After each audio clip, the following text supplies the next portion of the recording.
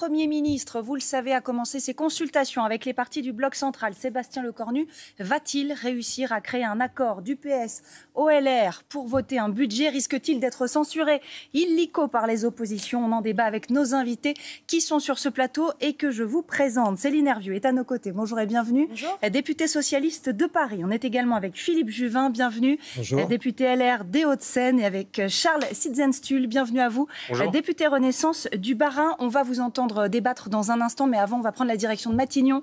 Si vous le voulez bien, on va rejoindre Martin Baumer. Martin, ce matin, le Premier ministre a reçu les chefs de parti du socle commun. Oui, c'est un marathon de consultation. C'est comme ça qu'on peut le qualifier pour Sébastien Lecornu. Alors vous savez qu'hier, il a déjà reçu les forces politiques du socle commun, donc les chefs de parti Renaissance, Horizon, Modem et les Républicains, chefs de parti mais aussi chefs de groupe parlementaire. Ce qu'il a voulu, parce qu'il les avait reçus chacun de leur côté ce matin, c'est les recevoir ensemble. Tous autour d'une même table. À Matignon, 8h, Sébastien Lecornu lui est arrivé à pied, dossier sous le bras. Il les a reçus pour parler socle commun, bien évidemment, mais aussi pacte de gouvernement. Alors, pas grand-chose n'est ressorti pour l'instant de ces échanges ce matin, échanges d'à peu près 1 heure avec ces chefs de parti, parce que quand on interroge les entourages des participants ou les participants eux-mêmes, chacun préfère garder le secret autour des négociations, ce qui se comprend et ce qui veut dire qu'on est toujours en phase de négociation pour savoir qui participera ou non au gouvernement. La volonté de Sébastien Lecornu, c'est de solidifier ce socle commun, parler avec chacun pour qu'il y ait d'abord une base saine, que chacun sache ce qu'il veut, ce qu'il ne veut pas et qu'il ait à peu près toutes les cartes en main pour dire s'il participe ou non au gouvernement. Ce qu'on a quand même appris hier, c'est que justement Sébastien Lecornu, lui, n'avait pas dévoilé toutes ses cartes. C'est ce que nous a dit un participant. Il a d'abord écouté ceux qui sont venus, ceux qui étaient là, pour d'abord écouter leur ligne rouge. On a appris par exemple que la ligne rouge évoquée par les Républicains,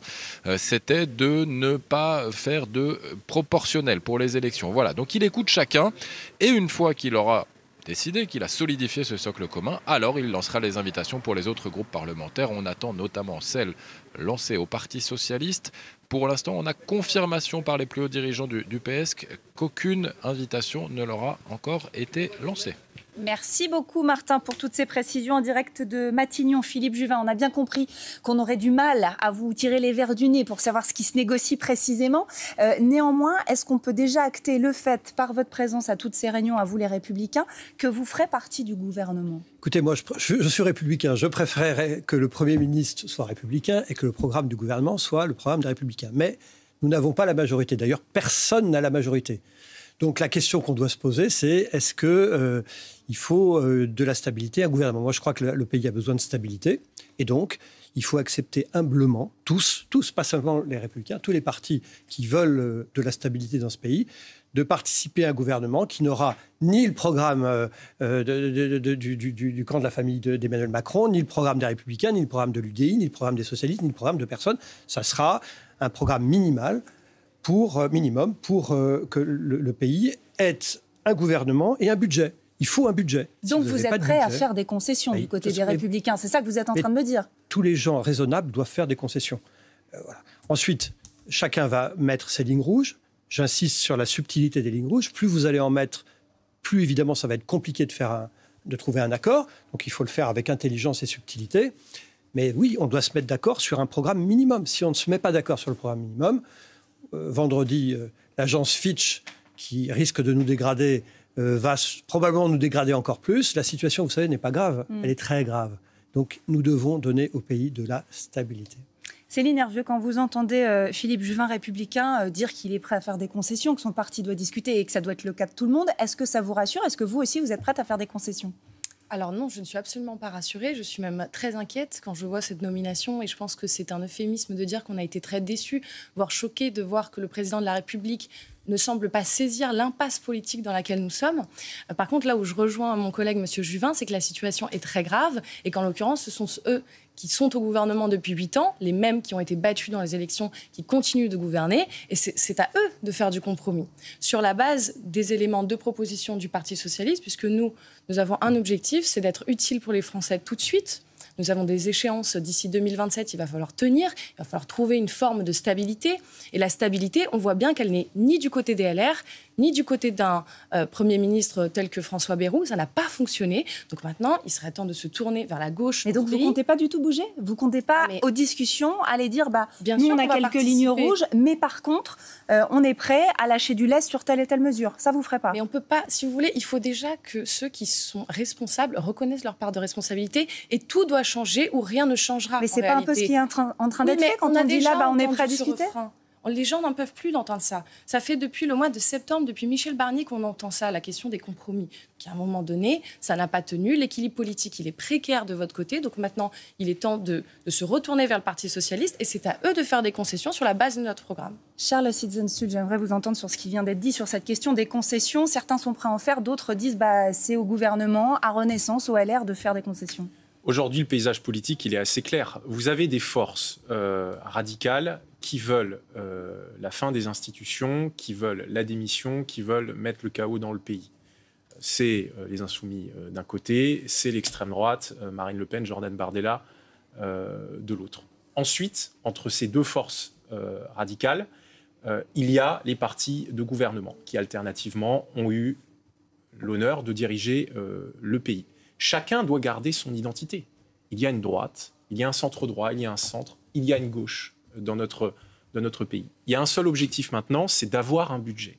Parce que si nous n'avons pas de budget, ça sera l'explosion du système politique. C'est mon intime conviction. Nous sommes aussi très regardés en Europe. La France n'est pas n'importe quel pays dans la zone euro, n'est pas n'importe quel pays dans l'Union européenne. Chacun doit garder son identité, mais chacun doit faire un pas vers l'autre. Donc ne pas compter sur ses positions. C'est ça l'objectif. Il faut bien sûr faire valoir des convictions.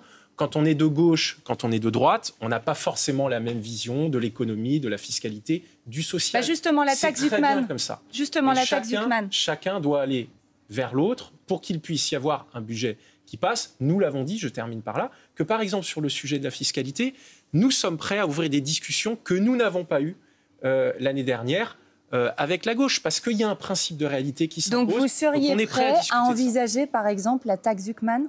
Moi, je pense qu'il faut ouvrir la discussion sur la taxe Zuckman. Ensuite, il faudra rentrer dans le détail de la technique, parce qu'effectivement, entre ce qui avait été présenté en début d'année par, je crois, des députés écologistes et communistes sur une taxe Zuckman, on annonçait des rendements de plusieurs dizaines de milliards d'euros. Et ce qui semble plus réaliste, notamment des économistes ont expliqué ça dans Le Monde il y a 2 jours, en réalité, on serait plutôt sur des rendements autour de 5 milliards. C'est vrai que il y a un trou qui est important. Donc, il faut rentrer dans le détail de la technique. Mais nous sommes prêts à discuter, notamment de cette fiscalité. Quand vous dites nous, c'est Sébastien Lecornu aussi. Quand vous dites nous sommes prêts à discuter. Moi, je parle comme député de la majorité. C'est ce que je ressens comme député au sein du groupe Renaissance.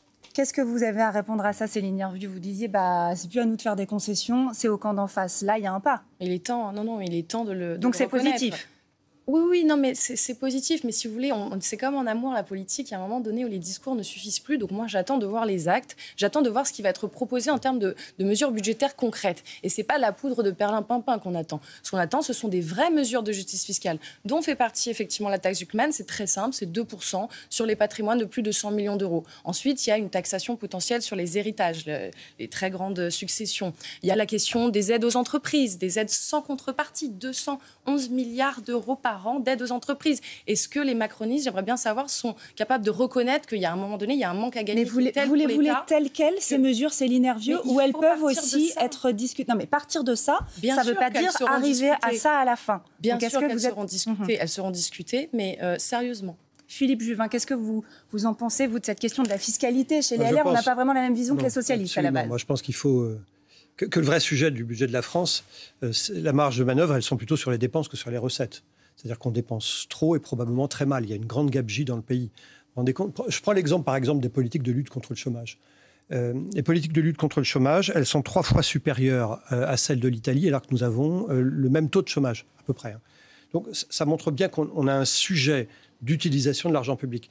Et cette question de la gabegie généralisée, qui n'a pas vu un rond-point construit auprès de chez lui en se demandant mais pourquoi on a mis bon sang des millions d'euros dans ce truc-là alors que ça ne sert à rien. Ce sujet, il est fondamental. Après, sur la fiscalité, nous sommes quasiment champions du monde de la fiscalité en France. Donc, encore une fois, la marge de manœuvre, elle n'est pas là. Et faire payer les riches... Donc, la taxe Zuckman, bien sûr que si, elle est là, monsieur Juvin. La fameuse taxe Zuckman, quand vous l'étudiez, en réalité, c'est une taxe qui va taxer le patrimoine en considérant comme un revenu. Donc, il y a un problème de réflexion. Moi, ce qui m'importe, c'est que la France ne soit pas un enfer fiscal et administratif. Il y a un risque, quand vous taxez les très hauts revenus, évidemment d'exil fiscal. Alors, évidemment, ça, c'est pas démontré, je suis désolée. Non, mais les études ne nous démontrent pas ça, je suis désolée de vous le dire. Madame. Excusez-moi, je ne sais pas si vous avez lu le rapport du CAE. Tout le monde dit qu'il l'a lu. Moi, je l'ai lu. Vous irez voir page 11 de ce rapport. J'irai voir avec plaisir. Exactement. Vous le lirez, avant d'en parler, il faut lire les rapports. Et ce que dit le rapport du Conseil d'analyse économique, c'est qu'en fait, ce type de taxe impacte l'activité économique d'une manière très significative. Ce que je veux simplement vous dire, c'est qu'il faut être très prudent dans un pays qui taxe déjà beaucoup l'activité économique. C'est vrai qu'il y a une question qui se pose sur les 0,0002% des plus riches. Ceux-là échappent à l'impôt, d'une certaine manière, en ne payant en moyenne que 20 ou 25% d'impôt sur le revenu, là où ils devraient payer 46%. Donc, sur cette toute petite part, mais c'est 1500 foyers fiscaux, il y a peut-être quelque chose à faire. Donc là-dessus, vous ne fermez pas la porte. Oui, mais vous voyez, vous êtes sur une... En tout cas, ce n'est pas ça qui va résoudre le problème. Ça ne va pas résoudre le problème de la dette en entier, on est d'accord, mais quand même. D'accord. C'est donc un sujet de discussion possible. 0,02%. Oui, c'est un des droits fondamentaux des citoyens qui est l'égalité devant l'impôt qui aujourd'hui n'est pas respecté. Mais il serait temps... Et c'est faux, pardonnez-moi, c'est faux ce que vous avez dit sur la question de l'exil fiscal. Ça correspond à peu près à 0,03% des gens qui s'en iraient réellement. Ça n'a pas été démontré. Il faut lire le rapport. Vous aviez raison sur ce point, ça n'a pas du tout été démontré. Et deuxièmement, quand vous dites qu'on a un problème de dépenses publiques, on a peut-être un problème de dépenses publiques. D'ailleurs, dans le projet du Parti socialiste, c'est 14 milliards d'euros d'économies sur le train de vie de l'État, sur la base des propositions du rapport d'Auzière, par exemple, sur, j'en ai parlé, des aides aux entreprises, mais c'est aussi la question des recettes. Et excusez-moi, vous ne pouvez pas ne pas entendre que vous avez une politique macroniste de l'offre qui, sur le plan économique, n'a pas montré ses résultats.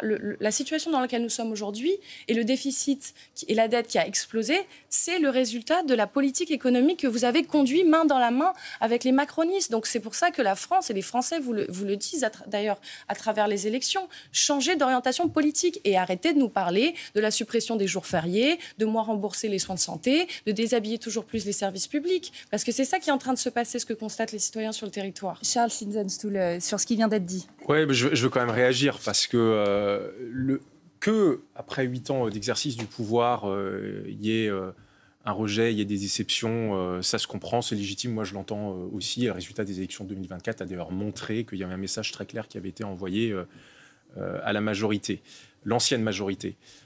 Sur l'économie, rappelez quand même que lorsque nous avons pris les rênes en 2017, 10% de chômage en France, nous sommes aujourd'hui un peu au-dessus de 7. Voilà. C'est le résultat d'une politique économique. La France a été le pays le plus attractif d'Europe pendant 6-7 ans. Ça aussi, c'est le résultat d'une politique économique et aussi d'une politique fiscale. Mais on a ce bilan-là, on a aussi la question de la dette. On peut refaire l'histoire 50 fois, mais il n'empêche que là, il faut trouver un budget. Rappelez également qu'il y a effectivement eu la pandémie, crise Covid, que bien sûr personne ne pouvait prévoir. Je rappelle qu'à l'époque, les forces d'opposition, même les Républicains qui à l'époque étaient dans l'opposition, disaient que le plan de relance n'était pas suffisant.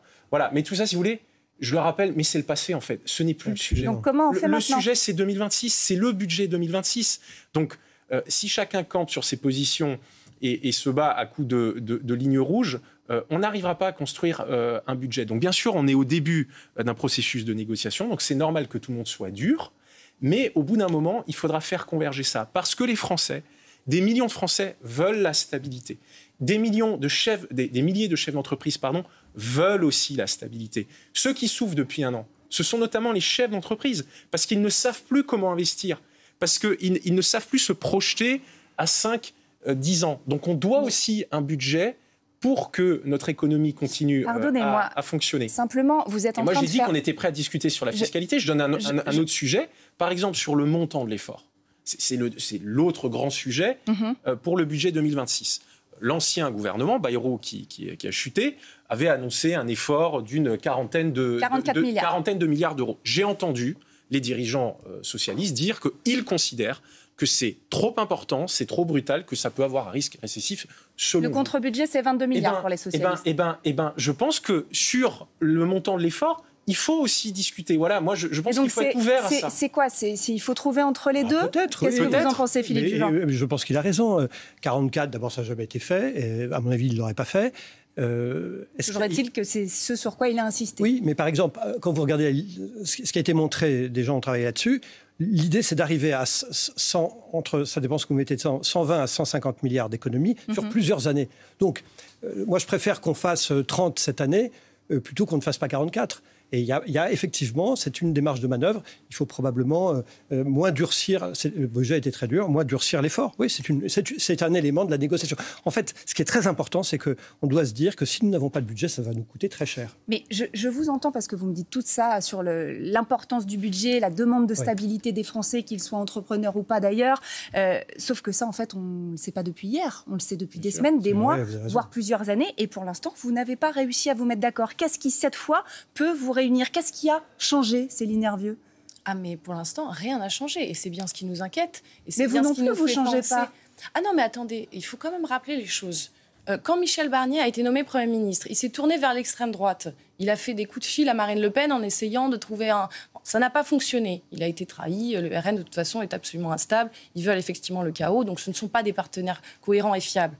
Ensuite, on a eu Bayrou. Qu'est-ce qu'il a fait? Bon, il a plus ou moins... Pourquoi il a survécu, entre guillemets, si j'ose dire, politiquement? C'est parce que les socialistes ont dit, bon, il faut un budget pour le pays au mois de janvier et que nous avons accepté de ne pas le censurer. Il faut quand même rappeler. Mais au bout d'un moment, les socialistes ne peuvent pas être responsables pour tout le monde. Et il va falloir à un moment donné... responsable. Vous êtes d'accord là-dessus ou pas? Non, mais moi, sur le fait que tous les parlementaires aujourd'hui sont responsables, peut-être autant que le gouvernement. Oui, mais le gouvernement doit entendre que le pouvoir est au Parlement. C'est pour ça que nous avons fait l'annonce. Il n'y a pas de majorité au gouvernement. Au Parlement, madame. Non, mais bien sûr, on peut la construire. Vous voyez, sur la taxe Zuckman, je rappelle qu'elle a été votée à l'Assemblée nationale. Sur la loi contre les déserts médicaux, sur la fin de vie, sur la loi contre le narcotrafic. On peut trouver des majorités à l'Assemblée. Ce que nous avions proposé avec Olivier Faure, s'il arrivait à Matignon, c'était de ne pas utiliser le 49.3. Donc la question, c'est le changement d'orientation politique, budgétaire, mais pas que. Parce que dans une politique, il y a aussi les questions de sécurité, d'immigration. On a des provocations tous les jours. On avait avec François Bayrou, encore récemment, sur l'AME. Donc ça, on ne peut plus l'entendre. Donc ça, par exemple, les sujets d'immigration et de sécurité, ce sont des lignes rouges pour vous, oui, alors que pour vous, ce sont des retraites, des lignes sur lesquelles il faut progresser. Bien sûr, je pense qu'on ne peut pas continuer avec une immigration non contrôlée. Il y a un problème d'insécurité, on le voit tous les jours. Non, mais en fait, moi, j'entends évidemment les positions du Parti socialiste. Elles sont légitimes, ce sont les vôtres. Nous avons les nôtres. Je vous dis simplement une chose.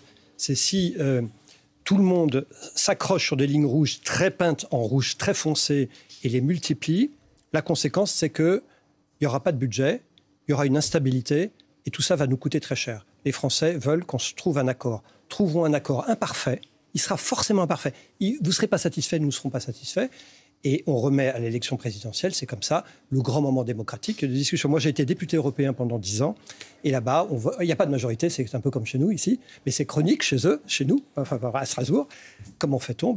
On se met d'accord imparfaitement sur des sujets imparfaits. Ce n'est pas très glorieux, vous allez me dire. Mais on ne peut pas faire autrement. Vous savez... Allez-y, ensuite, Charles. Oui, très, très rapidement. Lors du débat Jospin-Chirac... C'était il y a très longtemps, vous étiez très jeune. Oui, à la fin, il y a eu la caméra qui a continué à tourner et Chirac et Jospin discutaient sur le militant de leur parti. Et tous les deux s'accordaient à dire, oui, le militant nous pousse à être jusqu'au boutiste. Il faut soyons attentifs à ne pas être jusqu'au boutiste. Il faut qu'on trouve un accord. Allez-y. Je veux continuer par rapport à ce que disait Philippe Juvin. Dans la grande majorité des pays d'Europe, alors certes, il n'y a pas un président de la République élu au suffrage universel, mais la Ve République n'est pas qu'un régime présidentiel. La Ve République, est un régime hybride, présidentiel et parlementaire.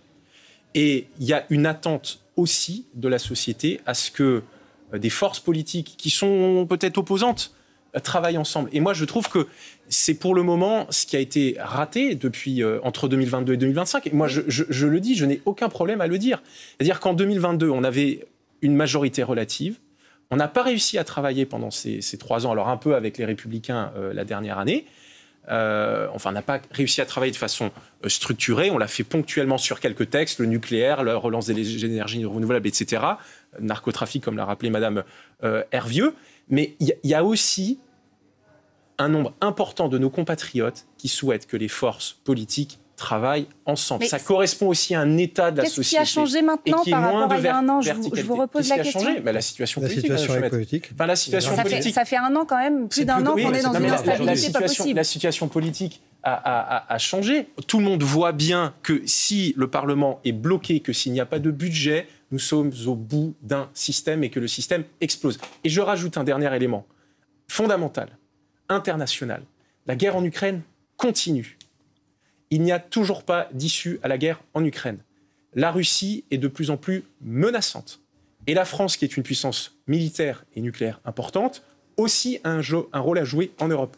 Et pour que la France puisse jouer un rôle en Europe, il faut que l'État fonctionne, que le pays tourne. Et ça aussi, c'est un élément, je pense, que tous les députés, on va dire, issus de partis de gouvernement doivent avoir en tête. Vous êtes d'accord là-dessus, Céline Hervieux ? Que la situation internationale oblige la France à une forme de stabilité politique et que c'est attendu par une majeure partie des concitoyens, oui. Et je pense que tout le monde, avec un peu d'honnêteté intellectuelle, reconnaît que le Parti socialiste essaye de jouer ce rôle-là.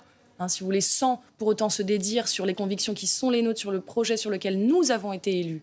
Et je rappelle que nous avons été élus par opposition notamment au Rassemblement national. Donc je compte vraiment d'ailleurs sur ce nouveau Premier ministre. J'espère vraiment qu'il a entendu ça et qu'il en a conscience. Est-ce que vous comprenez par exemple qu'il, pour l'instant, soit dans l'optique de recevoir tous les partis ? Parce que c'est ce qu'il a déclaré à ma connaissance. Donc du Rassemblement national à LFI, si tout le monde veut bien les voir. Ça, vous le comprenez ou pas ? Parce que les députés du RM, les députés LFI sont eux aussi élus comme vous. Bien sûr, et un respect à avoir évidemment.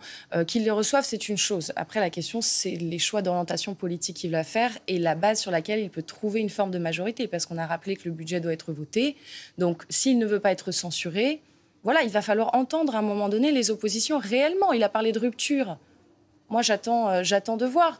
La politique internationale, elle est gravissime, mais au bout d'un moment, elle a aussi bon dos par rapport à une politique qui continue d'être appliquée et des gens à la gouvernance qui n'entendent pas le peuple qui était dans la rue encore hier. Et vous aviez deux France, en fait, hier. Vous aviez d'un côté la passation de pouvoir entre deux personnes qui ont été battues aux élections, qui continuent à Paris d'exercer le pouvoir, et de l'autre côté, dans la rue, dans les territoires, des jeunes qui s'inquiètent pour leur avenir. Et des gens qui disent stop, nous, on n'en peut plus, on demande de l'équité, de l'égalité, de la justice. Et ça, il l'a dit hier, le Premier ministre. Il a dit il y a un dédoublement entre la vie des gens et la vie politique, et il faut réaligner tout ça. Il y a une déconnexion. Donc ça, quelque part, est-ce que c'est pas un début de volonté ? Je sais que vous allez me dire il faut des actes maintenant, mais ça, c'est quand même un début de volonté de dire il faut peut-être remettre les choses en place. Bien sûr. Vous êtes d'accord là-dessus, Philippe Juvin ? Vous avez demandé tout à l'heure qu'est-ce qui a changé, pourquoi aujourd'hui ça serait urgent alors qu'on n'y arrivait pas. Ce qui a changé, c'est que la situation est beaucoup plus grave aujourd'hui qu'elle ne l'était il y a quelques mois. La France aujourd'hui, on prête à la France de l'argent plus cher, on fait plus payer la France que bientôt l'Italie, que bientôt la Grèce. Moi, je ne veux pas que mon pays vive ce que la Grèce a vécu. Or, on s'en approche. Et attention, si nous n'y arrivons pas, nous, les partis de gouvernement, eh bien, les gens diront on va essayer autre chose. Et comment pourra-t-on leur reprocher ? La situation est d'une très grande gravité. Nous devons trouver un accord.